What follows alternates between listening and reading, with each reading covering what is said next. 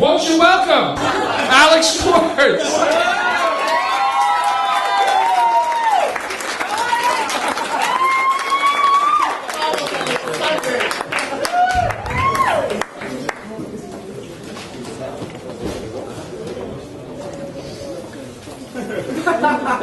Procrastination.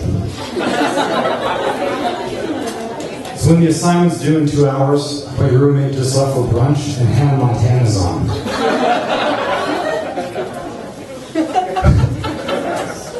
October was Breast Cancer Awareness Month. The website Pornhub taught me that. Just another perfect example of an interesting fact that I learned about procrastinating. Pornhub donated money towards breast cancer research every time someone watched a boob video during the month of October. My accountant calculated my personal contribution at about $2 million. But what can I say? It's the holiday season, and giving to charity just feels good. Although it can chafe. So ladies, if you're out there and you have breast cancer, I want you to know, I'm pulling for you.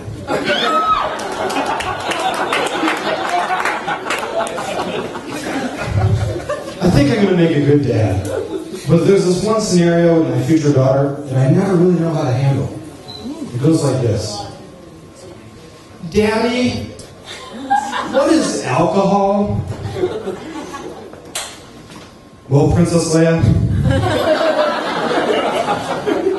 alcohol is like real-life magic fairy dust. Except you don't wake up riding a horse with your prince. You wake up half naked and sticky on the floor of a frat house listening to Prince. Riding a guy nicknamed Horse. Now get out of here, you little shit. Hannah Montana's on. Florida reminds me a lot of hell. It's hot as hell. It's filled with crotchety old Jews. I'm here. I mean, people are walking around eating each other's faces. The only real difference between Florida and hell is that hell doesn't have any of those true believing, proselytizing Christians. Or so they say. So, all in all, hell actually sounds a little bit better than Florida. All the sinners around here, you think it might be a little bit easier for me to pick up chicks. And you'd be wrong. I've had to develop some abilities that help me even the odds when it comes to getting girls. It's not that I lie to them per se, I just can tell selective half-truths. For example, I can tell a girl that I'm a sex machine. Okay, not necessarily a lie. What I leave out is that my machine runs Windows. There's gonna be a pop-up. And if you choose to download, you're getting a virus.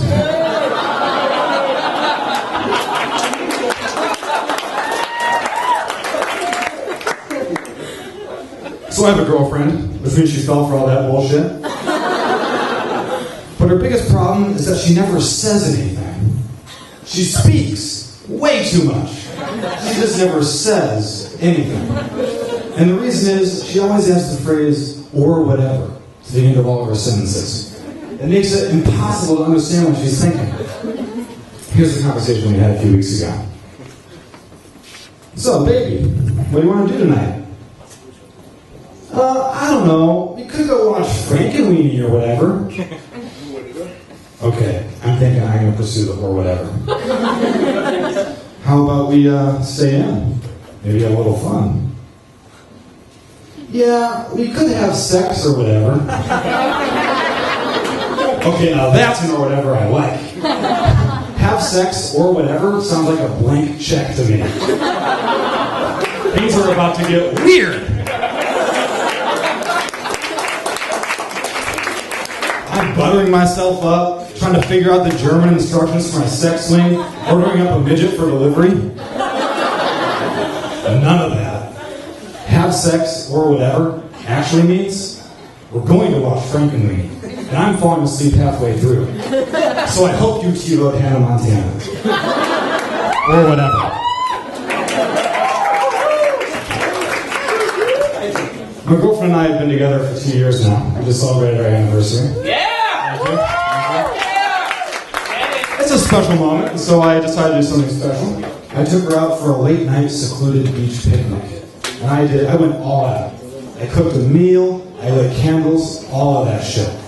And so towards the end of the night, we're kissing, and my hands are going on an exploratory mission, and she stops me. And she says, Alex, wait. I don't want to ruin this moment with sex or whatever. What? I meticulously designed this moment specifically to lead to sex. I don't even need sex or whatever. Just plain sex will be fine.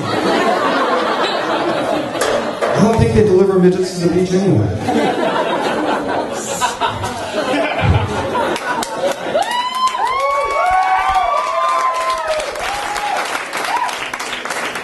I ended up having to excuse myself for the public bathroom, ruin the moment alone in the handicap stall.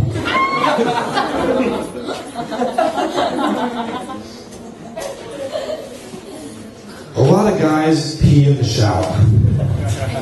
Not me. Although, to be totally fair, sometimes when I'm shitting in the shower, a little pee does come out.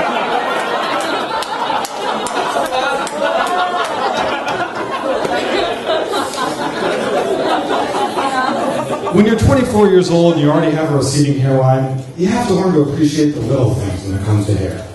Like the fact I don't have a bald spot, or my nice full beard for contemplating, or my luscious mane of ass hair. I am a big fan of my ass hair. It's like a silencer for my farts. You could call me somewhat of a smelly ninja. But with great power comes great responsibility. So I use my farts for good and not evil, which is why I always make every effort to fart on beautiful women. If anyone needs to smell a fart, it's an attractive woman. Think about it. They're already walking around like they smell one anyway. And you know what? They've rejected every guy in this room. No one's ever said no to them. But the worst part about them is, they actually think people are interested in hearing their nonsense stories about their shitty pet cat princess. Listen, lady, I know everyone smiles and nods at your story, but I promise you, princess is not the pussy they're interested in.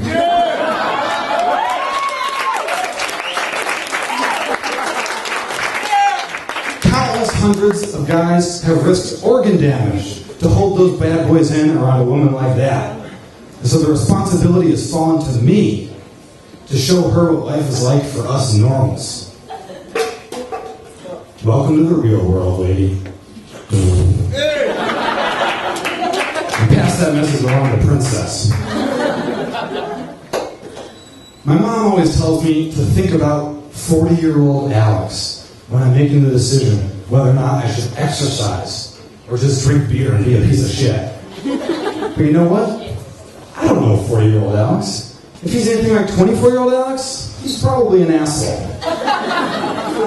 Although, to his credit, at this point, he probably has single-handedly cured breast cancer.